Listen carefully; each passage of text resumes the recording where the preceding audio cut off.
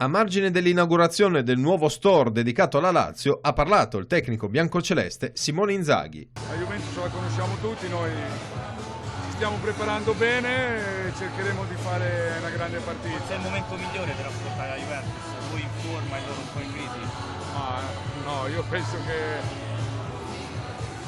è sempre difficile affrontarli perché sono, insomma, hanno vinto gli ultimi 7 scudetti, una squadra fortissima con un ottimo allenatore. Noi siamo in un bellissimo momento, abbiamo fatto una striscia importante, però non vogliamo fermarci, vogliamo continuare. Come si ferma la Juventus? Ma sicuramente dovremo fare una partita importante, compatti, con la consapevolezza che siamo un'ottima squadra che sta facendo grandi cose, lavorando tutti quanti insieme.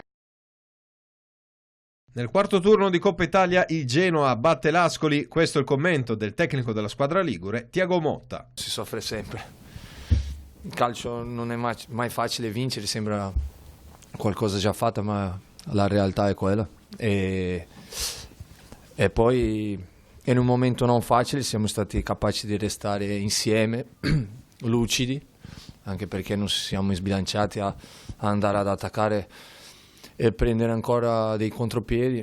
Abbiamo dominato tutta la partita.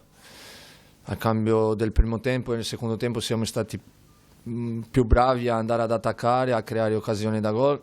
Potevamo anche fare altri e va bene così. Per stasera va bene così. Oggi pomeriggio il Sassuolo affronterà nel quarto turno di Coppa Italia il Perugia. Queste le parole del tecnico della squadra neroverde, Roberto De Zerbi.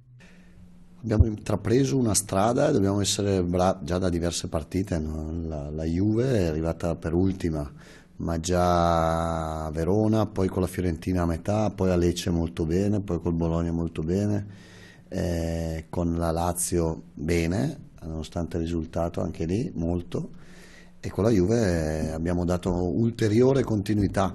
Se abbiamo intrapreso questa strada e la molliamo, bisogna cambiare mestiere.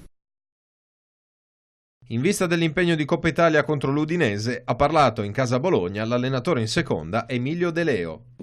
Colpito francamente nemmeno tantissime cose, perché chi conosce il mister nel suo intimo come magari io, come Miro, sappiamo bene che non si sarebbe scoraggiato di fronte a nulla, quindi noi ci aspettavamo sicuramente una reazione da parte sua, una determinazione come poi l'ha mostrato, quindi da quel punto di vista nessuno stupore, diciamo così, nemmeno secondo me per il grande affetto che ha catalizzato in questi mesi, proprio perché sappiamo la persona che è, sappiamo quanto sia leale, soprattutto nei rapporti umani, quindi assolutamente non c'era.